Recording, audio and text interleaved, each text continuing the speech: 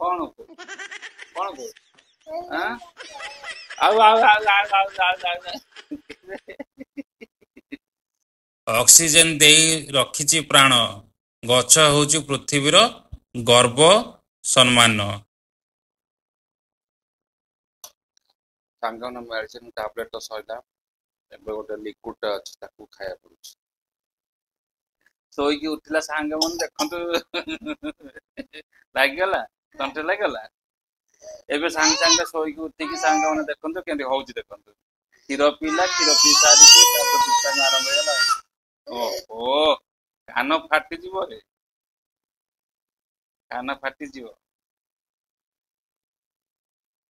ସାଙ୍ଗମାନେ ତ ଶୋଇକି ଉଠିକି ମୁଁ ଚାଲି ସାରିଲାଣି, ଚାଲିକି ଆସିକି ଏବେ ଜଷ୍ଟ ବସିଛି ପୁଅ ପାଖରେ, ପୁଅ ଖାଉଥିଲା, ଖାଇକି ଏବେ ତାର ଥିଲା, ତାପରେ ଆରମ୍ଭ ହେଲା ଆଉ ଦୁଷ୍ଟାମି ଆରମ୍ଭ ହେଲା, ତାପରେ ମୋବାଇଲ ଧରିକି ବସିବ। କଣ କହୁଛୁ? କଣ କହୁଛୁ? ଆଁ? ଆଉ। ଆଉ।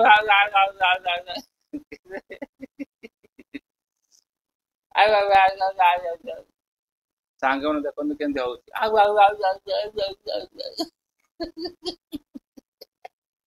ସାଙ୍ଗମାନେ ଗୋଟେ କଥା କହିବି ଗଛ ବିଷୟରେ, ଗଛ ଦେଇଥାଏ ଆମକୁ ଛାଇ, ତେଣୁ ଜୀବନରେ ଆସେ ବହୁତ ଖୁସି। ଅକ୍ସିଜେନ ଦେଇ ରଖିଛି ପ୍ରାଣ, ଗଛ ହେଉଛି ପୃଥିବୀର ଗର୍ବ ସମ୍ମାନ। ତେଣୁ ଗଛକୁ ଆମେ ସବୁବେଳେ ଦାୟିତ୍ୱରେ ରଖିବା କଥା। ସାଙ୍ଗମାନେ ଦେଖିପାରୁଥିବେ ଏବେ ଖାଇବା ଆସିଗଲା, ଆଉ ରାତିରେ ଉପମା ହେଇଛି, କାରଣ ମୁଁ ରାତିରେ ଭାତ ଖାଏନି ତ ମୁଁ ଯାଉଛି ସାଙ୍ଗମାନେ ଖାଇ ଦଉଛି, ଆପଣଙ୍କ ସହିତ ପରେ କଥା ହଉଛି। ସାଙ୍ଗମାନେ ଏବେ ତ ଖାଇବା ମୋର ସରିଗଲା, ଆଉ ଯାଉଛି ମେଡିସିନ ଖାଉଛି। ସାଙ୍ଗମାନେ ମେଡିସିନ ଟାବଲେଟ ତ ସଇଲା, ଏବେ ଗୋଟେ ଲିକ୍ୱିଡ ଅଛି ତାକୁ ଖାଇବା ପଡୁଛି। ସାଙ୍ଗମାନେ ଏବେ ତ ସବୁ ମେଡିସିନ ଖାଇବା ସରିଗଲା ମୋର। ସାଙ୍ଗମାନେ ଆଜି ପାଇଁ ଏତିକି, ପୁଣି କାଲି ସକାଳେ। ଶୁଭ ସକାଳ ସାଙ୍ଗମାନେ, ପୁଣି ଥରେ ସ୍ୱାଗତ କରୁଛି ମୋର ଆଉ ଗୋଟେ ବ୍ଲଗକୁ ସାଙ୍ଗମାନେ। ଆଶା କରୁଛି ଏ ଭିଡ଼ିଓଟା ଆପଣଙ୍କୁ ଭଲ ଲାଗୁଥିବ। ଯୋଉ ଭାଇ ଭଉଣୀ ମାନେ ପ୍ରଥମ ଥର ମୋର ୟୁଟ୍ୟୁବ ଚ୍ୟାନେଲକୁ ଆସୁଛନ୍ତି, ଲାଇକ୍ କରନ୍ତୁ, କମେଣ୍ଟ କରନ୍ତୁ, ସବସ୍କ୍ରାଇବ ମଧ୍ୟ କରିବେ, ଆଉ ଭିଡ଼ିଓକୁ ଶେଷ ପର୍ଯ୍ୟନ୍ତ ଦେଖିବେ। ସାଙ୍ଗମାନେ ଏବେ ତ ସକାଳ ହେଇଗଲାଣି, ଟାଇମ ଆସିକି ହେଲାଣି 9:30। ମୋର ତ ମାନେ ଗାଧେଇବା ଖାଇବା ସବୁ ମୋ କାମ ସରିଗଲାଣି।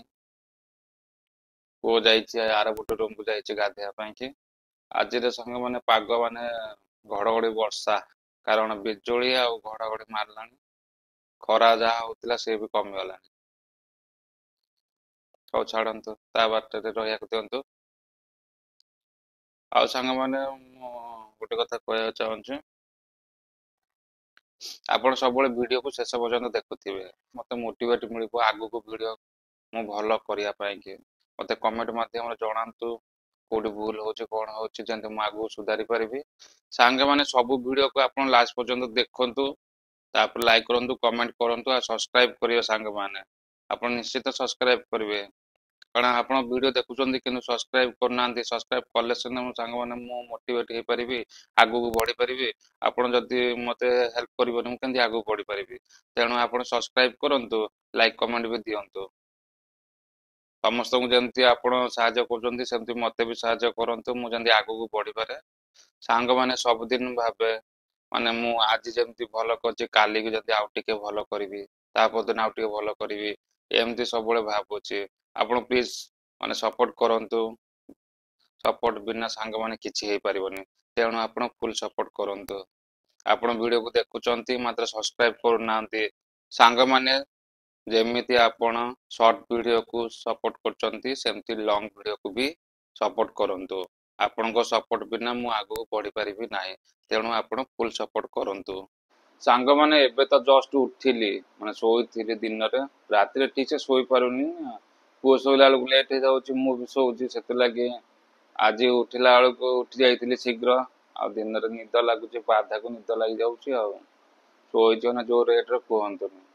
ଏବେ ଉଠୁଛୁ, ଟାଇମ ଆସିକି ହେଲାଣି 3:45 ହେଲାଣି। ଏବେ ଉଠିଲି ସାଙ୍ଗମାନେ, ତାପରେ ପୁଣି ଯିବି ଚାଲିବି, ତାପରେ ପୁଣି ଫିଜିଓଥେରାପି ଏକ୍ସରସାଇଜ କରିବି ଆଉ ପୁଣି ଏକ୍ସରସାଇଜ ଅଛି ସବୁ କରିବାକୁ ପଡିବ ମତେ। ଏମିତି ସବୁଦିନିଆ ମତେ କରିବାକୁ ପଡୁଛି ଆଉ। ଆପଣ ଭାବୁଥିବେ ଏଇଟା ମାନେ ସବୁଦିନ କରିକି ଖୁସି ଲାଗୁଥିବ, ସେମିତି କିଛି ନାହିଁ। ବେଳେ ବେଳେ ବହୁତ ମାନେ ଟେନସନ ଲାଗେ, ଚିଡଚିଡା ଲାଗୁଛି। ମାନେ ଭଲ ଥିଲା ବେଳେ କି ଏଗୁଡା ସବୁ କିଛି ନଥାଏ, ଆଉ ଯେତେବେଳେ ଦେହ ଖରାପ ହେଇଯାଉଛି ଏସବୁ ରେଗୁଲାର ବେସିସରେ କାମ କଲା ବେଳକୁ ବହୁତ ଚିଡଚିଡା ଲାଗେ, ମାନେ ବହୁତ ଚିଡା ଲାଗେ ପୁରା, ମାନେ ବହୁତ ରାଗ ଲାଗୁଛି। ସବୁଦିନ ଏଗୁଡା କରି କରି ବିରକ୍ତ ଲାଗିଲାଣି। କେତେ ମଣିଷ କରିବ, ଆଉ କରିବାକୁ ବି ଇଚ୍ଛା ହଉନି, କେତେ କରିବ, ବିରକ୍ତ ଲାଗୁଛି। ମୁଁ ଖୁସି ବି ନାହିଁ ଏଥିରେ ଯେ ଏକ୍ସରସାଇଜ କରିବାରେ ମତେ ଭଲ ଲାଗୁନି, ଖୁସି ବି ଲାଗୁନି। ଖାଲି ବାଧ୍ୟରେ କରିବା କଥା ଦେହ ଭଲ ହବା ପାଇଁ ବୋଲି, ନହେଲେ ଦେହ ଯଦି ଭଲ ନ ହବ ପୁଣି ସାରା ଜୀବନ ଅଚଳ ହେଇଯିବ ମଣିଷ। ସେଥିଲାଗି କରିବାକୁ ପଡୁଛି। ଯଦି ସାଙ୍ଗମାନେ ମୋ ଭିଡ଼ିଓଟା ଭଲ ଲାଗୁଛି ଲାଇକ୍ କରନ୍ତୁ, କମେଣ୍ଟ କରନ୍ତୁ, ସବସ୍କ୍ରାଇବ କରନ୍ତୁ। ପୁଣି ଦେଖା ହବ ନେକ୍ସଟ ବ୍ଲଗରେ। ରହୁଛି, ନମସ୍କାର, ଜୟ ଜଗନ୍ନାଥ ସାଙ୍ଗମାନେ।